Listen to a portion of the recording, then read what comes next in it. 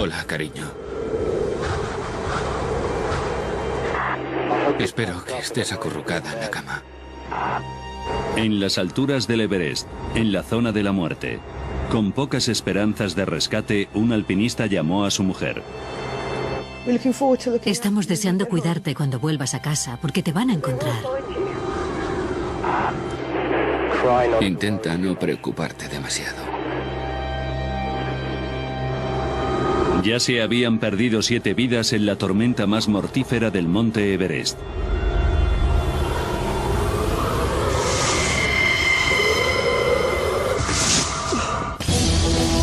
Los desastres no ocurren sin más, vienen provocados por una cadena de sucesos críticos. Analizaremos las pistas y repasaremos esos últimos segundos catastróficos. Segundos catastróficos en la zona mortal. Nepal. Monte Everest. 9 de mayo de 1996. 10:15 de la noche. Los alpinistas de 2 expediciones comerciales se preparaban para salir del campamento 4, el más alto de la montaña. Los equipos llevaban 4 semanas ascendiendo desde el campamento base del Everest. Desde el campamento 4 iniciarían su asalto final al pico de 8.850 metros. Neil Weidelman era guía de la empresa comercial de escalada Mountain Madness. Saqué la cabeza de la tienda. Hacía mucho frío, pero estaba despejado y los vientos no eran fuertes. Y justo antes de la medianoche nos pusimos los crampones y ayudamos a los clientes a prepararse. 11:45 de la noche. 14 escaladores se preparaban para subir al pico más alto del mundo. Conducidos por 6 guías profesionales. Lucas Iske había contratado los servicios de otra empresa, Adventure Consultants. Toda tu fuerza mental y física se centra en tu siguiente paso. No importa nada más. No importa que estés deshidratado. No importa que estés desnutrido. No importa que te falte el oxígeno. Es la voluntad la que te hace llegar a la cima.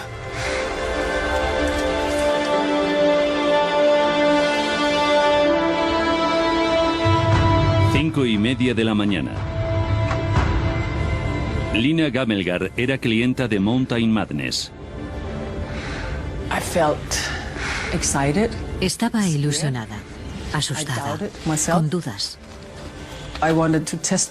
Quería ponerme a prueba en la grandiosa fantasía de convertirme en una montañera capaz de sobrevivir al Everest. Por encima de 8.000 metros, los alpinistas entraban en la zona de la muerte, donde el aire era demasiado fino para la vida humana.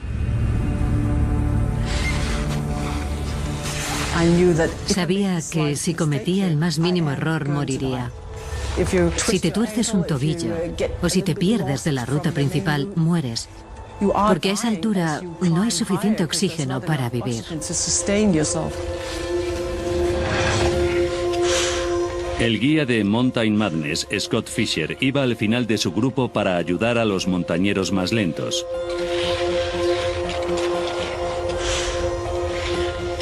El guía de Adventure Consultants, Rob Hall, realizaba la misma función en su equipo. Rob había subido al Everest 7 veces ya. Era un experto y le contratamos también por su capacidad de liderazgo. Para los primeros alpinistas el ascenso empezaba a ser más técnico.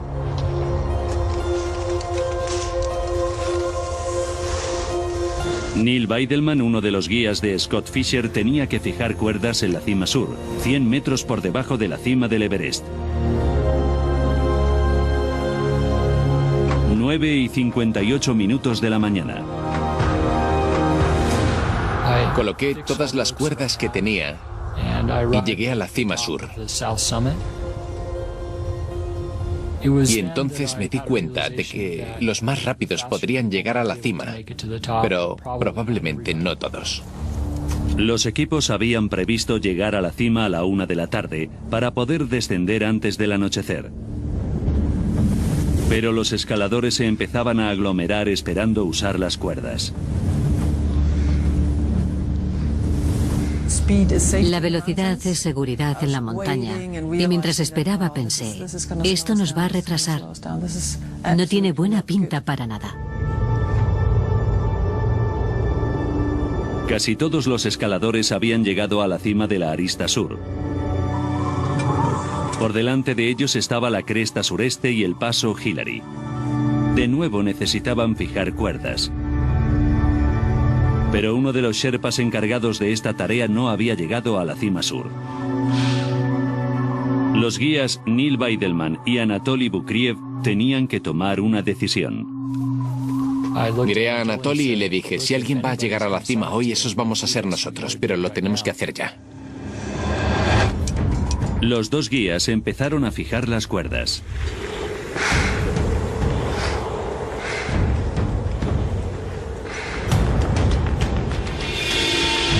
Los primeros escaladores atravesaban la cresta sureste.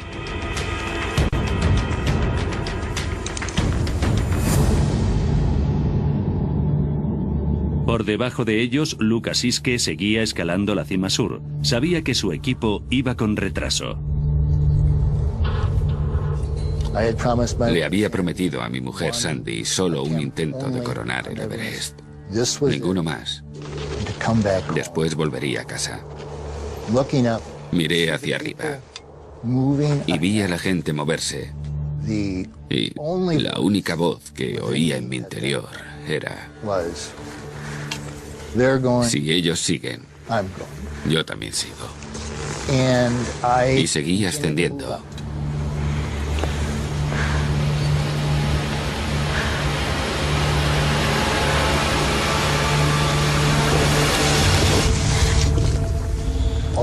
De repente, me caí de rodillas. Agarré fuerte el piolet. Y todo se quedó en silencio. Un silencio sepulcral. Y empecé a oír otra voz. Creo que era la voz de mi corazón. Y creo también que era la voz del corazón de Sandy.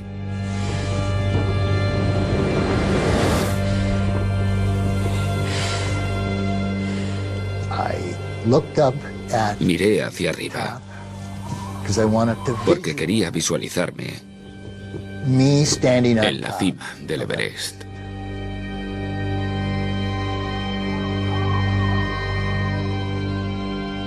Algo que nunca iba a pasar y un lugar que nunca iba a pisar.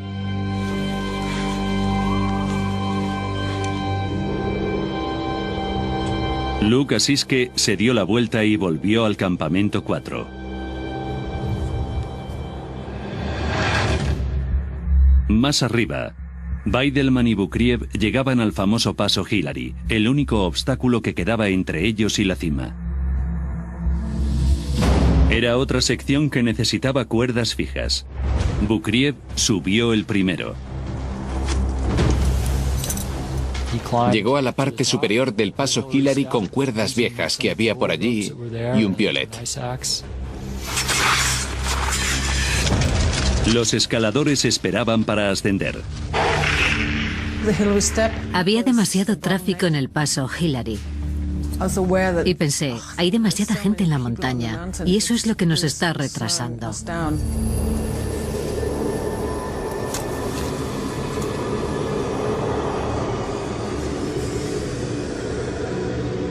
1:07 de la tarde. Sobre el paso Hillary, Bukriev seguía ascendiendo hacia la cima del Everest.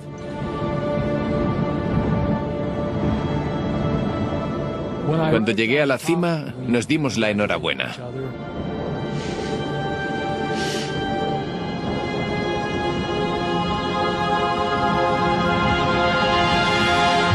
Parte de su función era hacer que los clientes que llegaban a la cima hicieran el descenso rápidamente. Pero una hora después, Bukriev empezó a sufrir. Anatoly vino a decirme que iba a empezar a bajar. Y al principio pensé, bueno, a mí también me gustaría bajar. Pero teníamos que esperar al resto de la gente. 2:10 de la tarde. Mientras el guía de Mountain Madness, Scott Fisher, llegaba al paso Hillary, el guía de Adventure Consultants, Rob Hall, coronaba la cima. Se comunicó por radio con el campamento base. Hace frío y viento aquí. Si no os vuelvo a llamar, es porque todo va bien. 2:30 de la tarde. Todos los clientes de Mountain Madness llegaban a la cima. Pero no había rastro de su guía, Scott Fisher. Neil Weidelman quedaba solo a cargo del grupo. No podían hacer cima y bajar en un minuto. No pude conseguir que la gente subiera más rápido para poder bajar antes. 3:10 de la tarde. El equipo de Mountain Madness iniciaba su descenso. En el paso Hillary, el grupo se encontraba con su líder de expedición, Scott Fisher, que seguía ascendiendo. Me molestó un poco que fuera con tanto retraso. Tenía que estar con el resto del equipo. El grupo de Mountain Madness descendía por la parte superior de la montaña hacia la cima sur.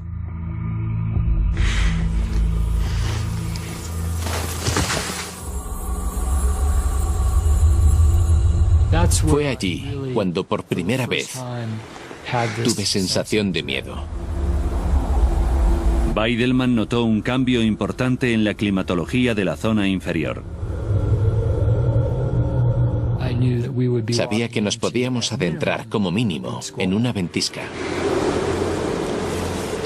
Después de 16 horas de escalada, las reservas de oxígeno empezaban a escasear. Y entonces, en la parte inferior de la cima sur, un miembro del equipo, Sandy Hill Pittman, se desmaya.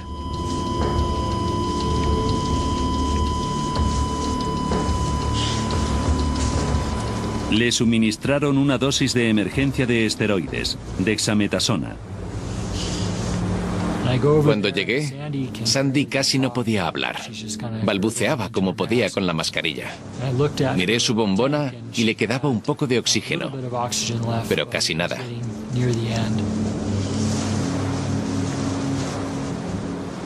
Hice todo lo que pude para intentar levantarla y al final empecé a arrastrarla porque si no iba a morir, no había duda.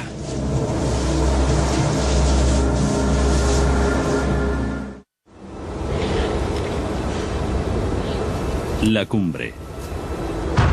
3:40 de la tarde. El guía de Mountain Madness, Scott Fisher, finalmente lo consiguió. Su Sherpa guía le esperaba. Hemos llegado. Dios, qué cansancio. Baja de la montaña, Scott. 4:15 En el paso Hillary, el guía de Adventure Consultant, Rob Hall, ayudaba a Doug Jansen, un cliente agotado. Mike Groom, uno de los 6 guías, lo observaba. Miré el paso Hillary y recuerdo hacer así a Rob. Me respondió así también, así que pensé, todo va bien.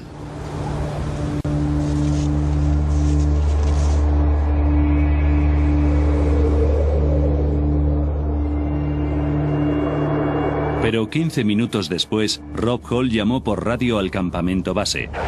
¡Nos hemos quedado sin oxígeno! ¡Estoy con Doug y se ha desplomado en el paso Hillary! ¡Necesitamos que nos traigan oxígeno de la cima sur! A 800 metros de distancia, Rob Hall estaba con Doug Jansen descendiendo del paso Hillary.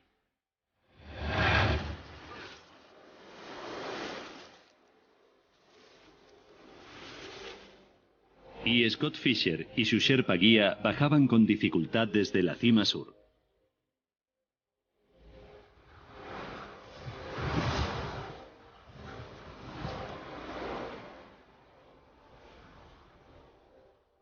Por debajo de ellos, Mike Groom y Neil Weidelman se acercaban al collado sur, donde se desencadenará finalmente la tormenta. 7 en punto de la tarde.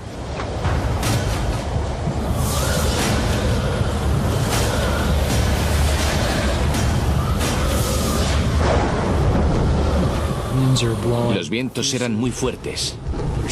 Había rayos y truenos que eran casi continuos. Y además, te bloqueaban.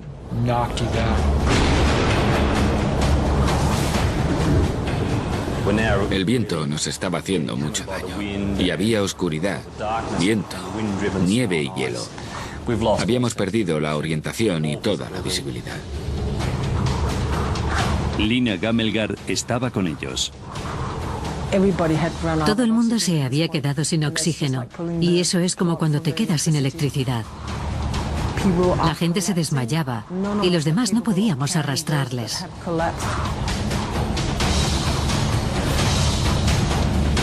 ¡No os separéis! ¡Seguidme! A ambos lados del collado sur hay unos precipicios muy abruptos y tuve la sensación, la premonición, de que si no parábamos y nos reagrupábamos, caeríamos por ellos. 10 en punto de la noche. Los 11 alpinistas se apiñaron.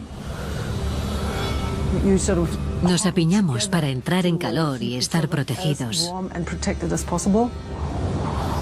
Y nos golpeamos entre nosotros para estar despiertos. Es pura supervivencia. ¡No paréis de mover los brazos y las piernas! ¿No quiero morir? Tuve que luchar contra las ganas de dormir y no volver a despertar.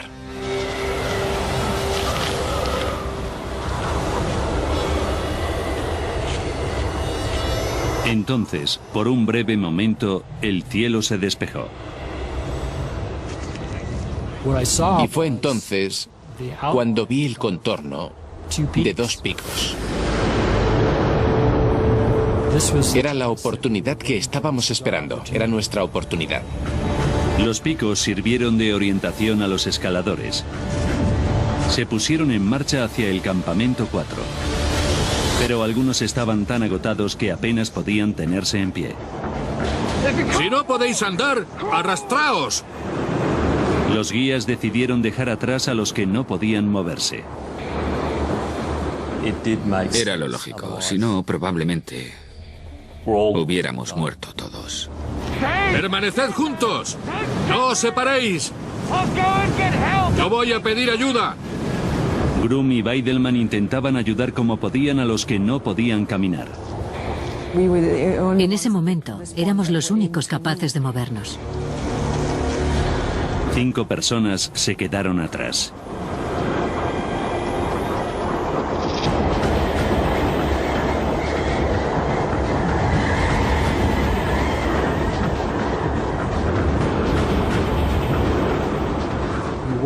Llegamos directamente donde estaba el campamento.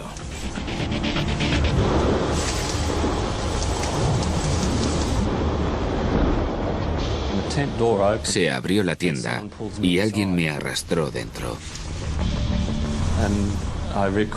Y recuerdo que me rompieron el hielo de la cara. Y me tiraron un par de sacos de dormir encima. Y eso es lo último que recuerdo. Temblaba de forma tan incontrolable que estaba claro que si salía, sería otra víctima. Lina Gamelgar informaba a Anatoly Bukriev de la ubicación del grupo que habían dejado atrás. Le dije a Anatoly, están muy cerca, tienes que caminar en esa dirección para encontrarlos.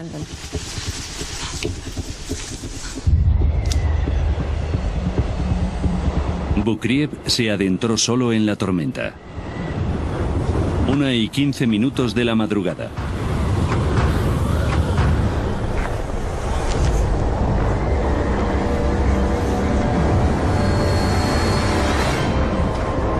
Guió a un miembro del equipo a punto de perder la conciencia al campamento 4.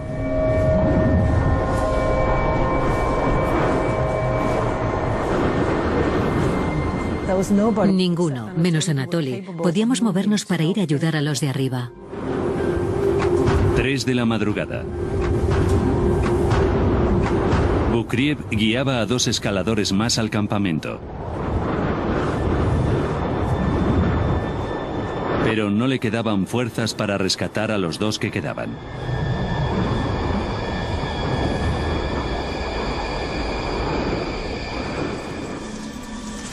En ese momento, Anatoly se desplomó. No pudo más.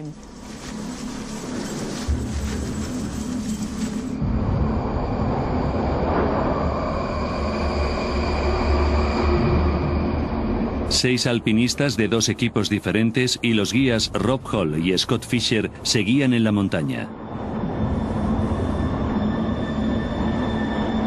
Llevaban allí más de 24 horas.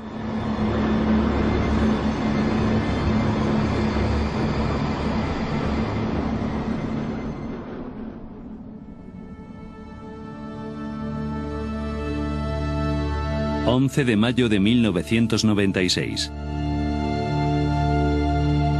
A 365 kilómetros del campamento base, los Sherpas intentaban rescatar a Scott Fisher. Encontraron a Scott y apenas podía respirar, pero no respondía a nada. Creían que era imposible bajarle.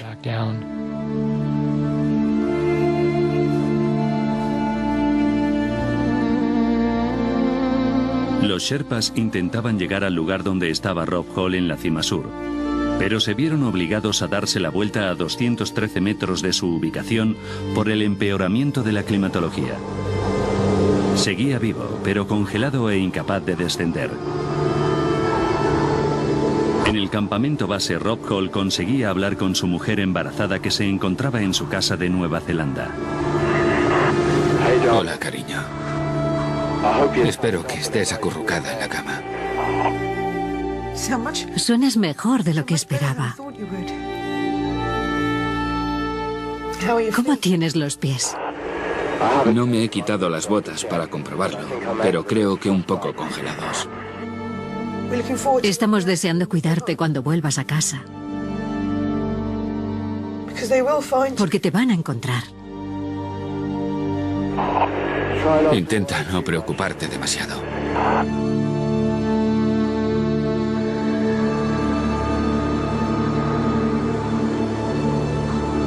No se volvió a saber nada de Rob Hall.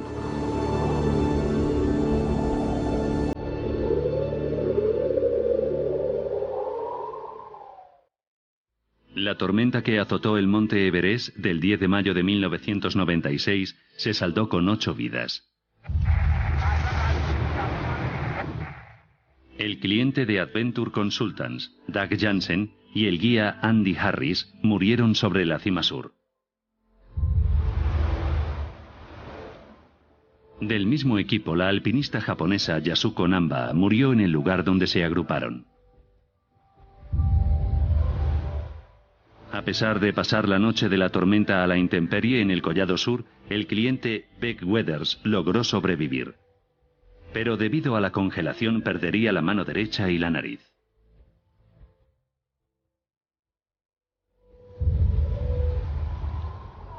El cuerpo del guía Rob Hall fue encontrado bajo la cima sur el 23 de mayo.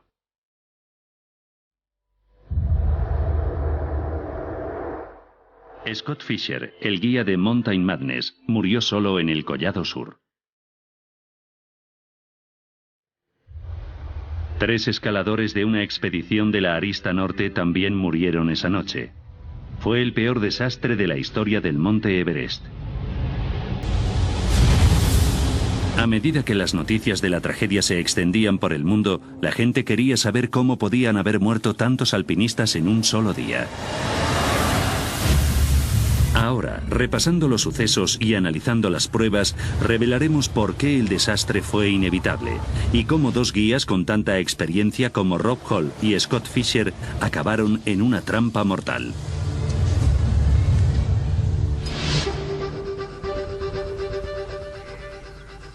Alan Hinks es uno de los pocos montañeros de élite que ha conseguido hacer cima en las 14 montañas del mundo que están a 8.000 metros por encima del nivel del mar. El Everest, la más alta de todas, está a 8.850 metros.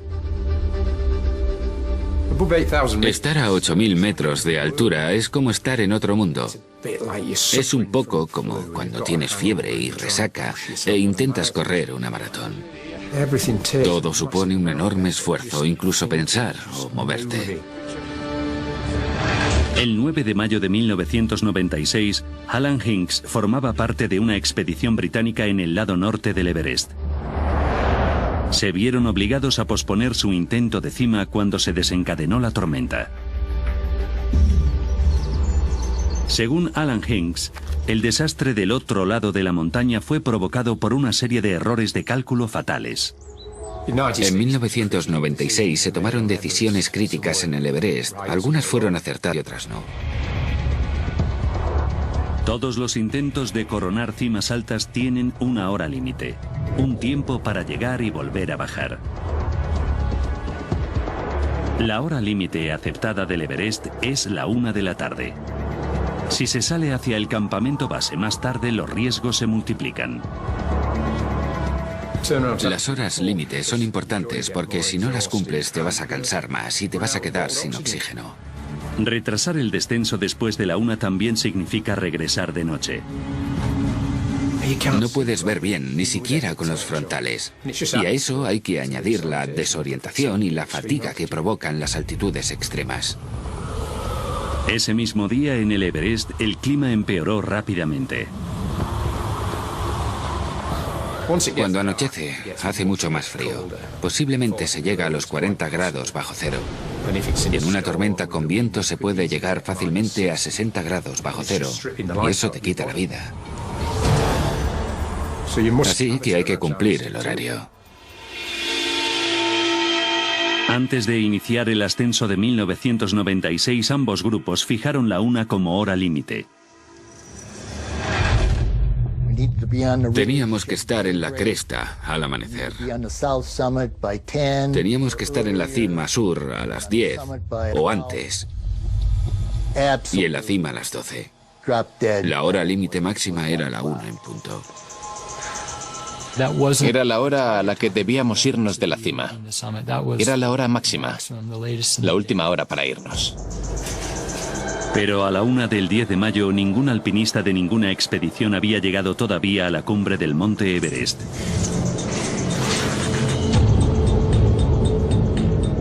Hasta las 4 de la tarde, los dos últimos alpinistas no llegaron a la cima. Uno de ellos era Rob Hall, el guía de Adventure Consultants, y quien había fijado el tiempo límite a la 1 de la tarde. Alan Hinks quería saber por qué se produjeron esos retrasos para llegar a la cima. El mayor retraso del ascenso había sido por embotellamientos en dos secciones de la subida, debajo de la cima sur y en el paso Hillary. Las dos partes más difíciles de la subida que además exigen cuerdas fijas. Las cuerdas fijas son necesarias en el Everest para asegurar que la gente no solo suba, sino que baje de forma segura. Evidentemente, alguien tiene que subir antes y fijar cuerdas en las partes más empinadas. Cuando los clientes llegaban a la parte inferior de la cima sur, no había cuerdas fijas. El plan era que Lobsang, nuestro Sherpa guía y el Sherpa guía de Rob, salieran 2 horas antes que nosotros para tener más tiempo y fijar las cuerdas. Pero mientras los alpinistas esperaban, Weidelman vio que el Sherpa Lobsang tenía síntomas de mal de altura. Vi a Lobsang sentado con los codos sobre las rodillas y vomitando. Así que cogí la mochila de Lobsang y saqué todas las cuerdas que había. Lobsang no se pudo recuperar para adelantarse al grupo y fijar las cuerdas. Según Alan Hinks, el que no se fijaran las cuerdas demuestra que el propio plan fallaba. Enviar a 2 Sherpas a fijar las cuerdas un par de horas antes de que el resto del grupo saliera hacia la cumbre es muy arriesgado. Si una de esas 2 personas se ve afectada de forma radical por la climatología, es imposible fijar las cuerdas. Los guías Anatoly Bukriev y Neil Weidelman tuvieron que encargarse de fijar las cuerdas.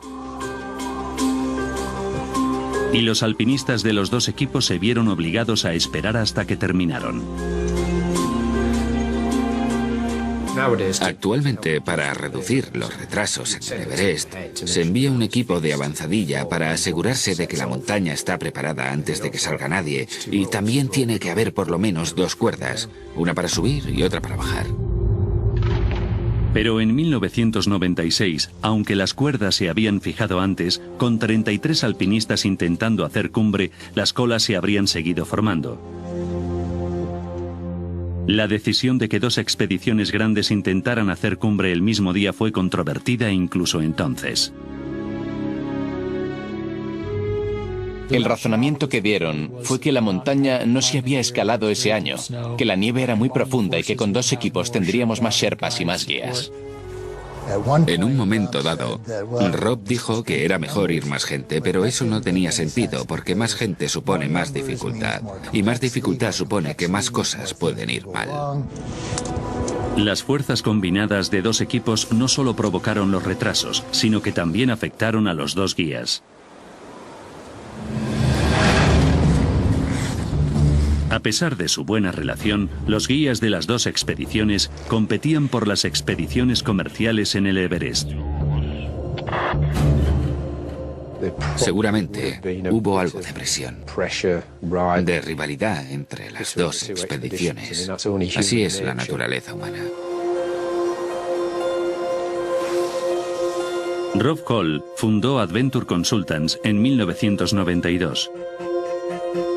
La compañía fue pionera en expediciones comerciales, donde los alpinistas profesionales acompañaban a clientes a la cima de la montaña.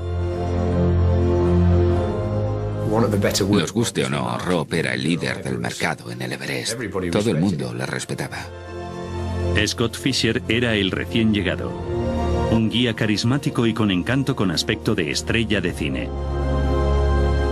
En 1996 hacía su primer intento comercial de coronar el Everest.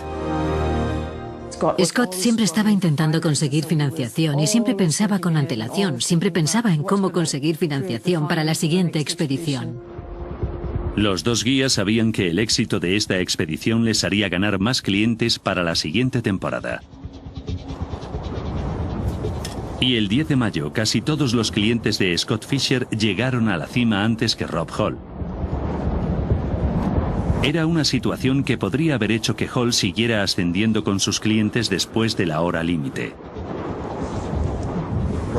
Rob vio como todos los clientes de Fisher hacían cima. Así que no tengo ninguna duda de que eso le influyó para seguir. La decisión de hacer volver a los clientes era de Scott Fisher y Rob Hall. Pero ¿por qué unos alpinistas con tanta experiencia no tomaron las decisiones acertadas para evitar la muerte de sus clientes? Una posible respuesta puede encontrarse en los efectos mortales de las grandes altitudes. El doctor Jeremy Windsor ha dedicado su vida profesional a estudiar los efectos de la altitud en el cuerpo y la mente. En 2007 formó parte de una expedición de investigación a la cumbre del Everest e hizo importantes experimentos en la zona de la muerte. Todo lo que hay a 8.000 metros parece ir en tu contra. El oxígeno es increíblemente fino. A 8.000 metros hay solo 1/3 del oxígeno total que se encuentra a la altura del nivel del mar. Es un lugar donde el cuerpo humano no está diseñado para sobrevivir. Los alpinistas sufren un rápido deterioro de las funciones corporales, un estado conocido como hipoxia. La retina puede sufrir hemorragias. El ritmo cardíaco aumenta y las arterias se contraen. También afecta gravemente a las funciones mentales. La memoria a corto o largo plazo, el periodo de concentración, la habilidad para disponer formas, contar o deletrear palabras, cualquier prueba neurológica se ve afectada a grandes altitudes. Hay pensamientos ilógicos, medias palabras e ideas vagas fluyendo por la mente. En la zona de la muerte, la capacidad de tomar decisiones de todos los alpinistas debió verse seriamente afectada. Pero informes de otros montañeros sugerían que Scott Fisher sufrió más que el resto. Ese día, Scott definitivamente no fue el Scott que yo conocía. A lo largo del 10 de mayo había estado diciendo que se encontraba mal y cansado y le vieron tambalearse. Eso podría ser la prueba de que Scott sufrió algo más serio que una hipoxia. ECA, o edema cerebral de altitud.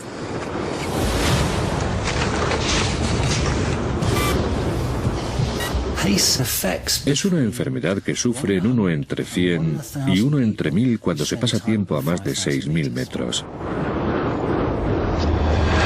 Se acumulan fluidos en el cerebro y el cerebro empieza a inflamarse.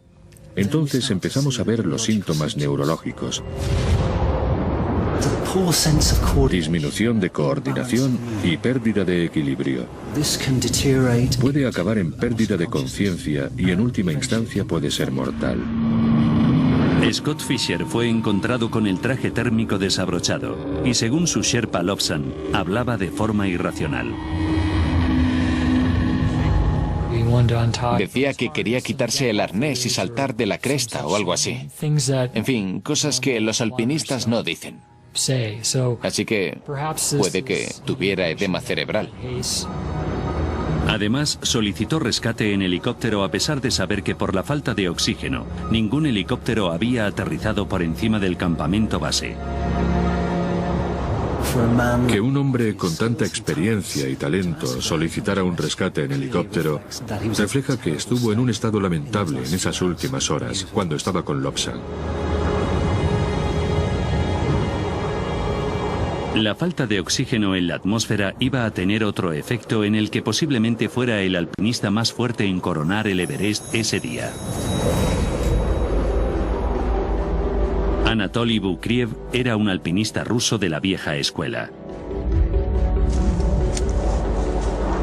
Scott quería que Anatoly fuera el que solucionara los problemas, el que hiciera primero las partes más difíciles para que le salvara el culo a Scott si algo iba mal. Bukriev había decidido escalar el Everest sin oxígeno suplementario.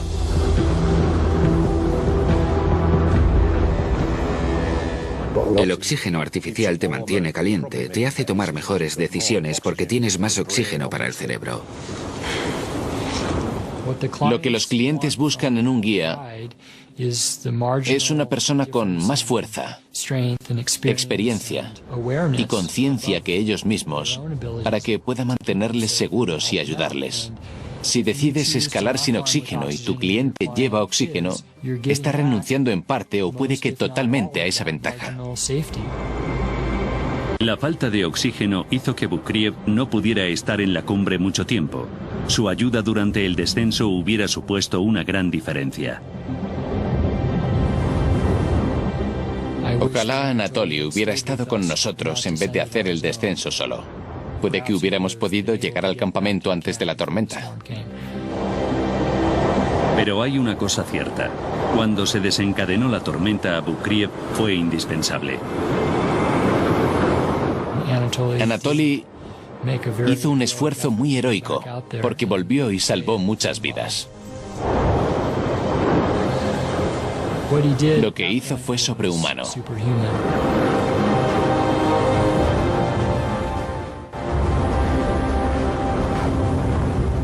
Uno de los mensajes más importantes del desastre del 96 es que los guías y los sherpas de la montaña deben llevar oxígeno suplementario. Actualmente el oxígeno es obligatorio para los guías del Everest. Ahora es posible repasar los sucesos de ese fatídico día para revelar por qué tantos alpinistas expertos perdieron la vida en el Everest. 9 de mayo de 1996. 19 horas para el desastre. 2 expediciones salían del campamento 4.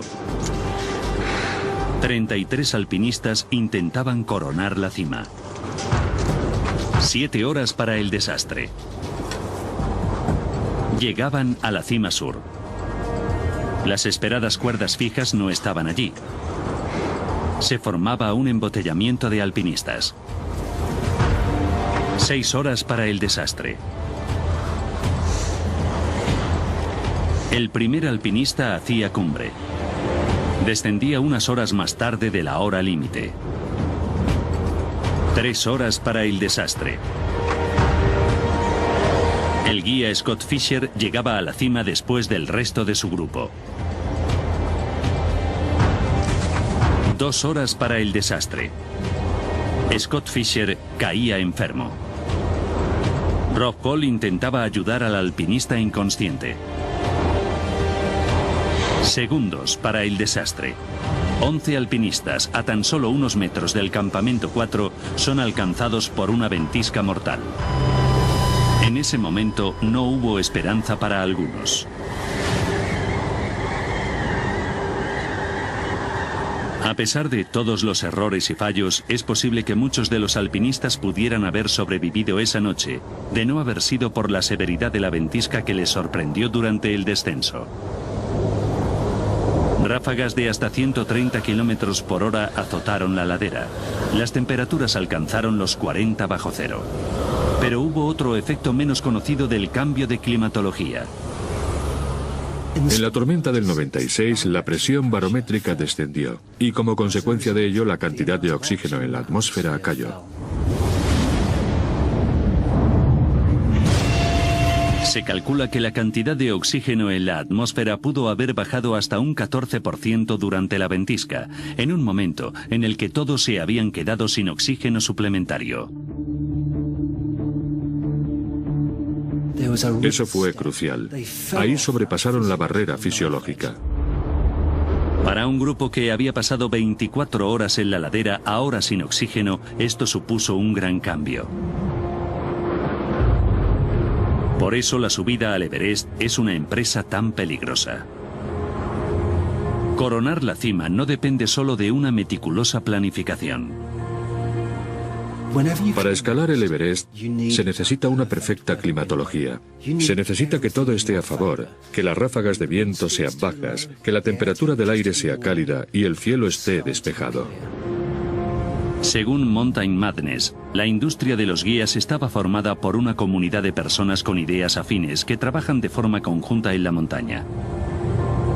En este caso, se podría decir que la competitividad entre compañías pudo haber provocado los errores. Pero en última instancia fue la madre naturaleza la que lo decidió todo. Actualmente los pronósticos climatológicos son más precisos. En las secciones de más dificultad se fijan las cuerdas con mucha antelación. Las decisiones importantes se toman en el campamento base y no a más altitud. Y los guías deben usar oxígeno. Pero sigue habiendo peligros. Creo que la gente tiene una idea equivocada, porque si se analizara todo detalladamente, la gente dejaría de morir en el Everest. No hay que soñar. Siempre habrá riesgos en la subida al Everest. Si no quieres riesgos, no escales montañas. No lo hagas.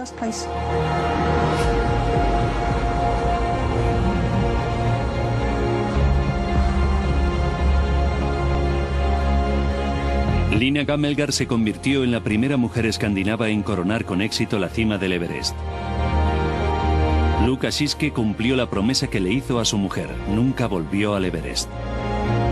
En 1999, Mike Grum consiguió su ambición de escalar las 5 montañas más altas del mundo. Neil Weidelman ha seguido escalando. Regresó a la cima del Everest en abril de 2011. En 1997, Anatoly Bukriev murió en una avalancha escalando el Himalaya.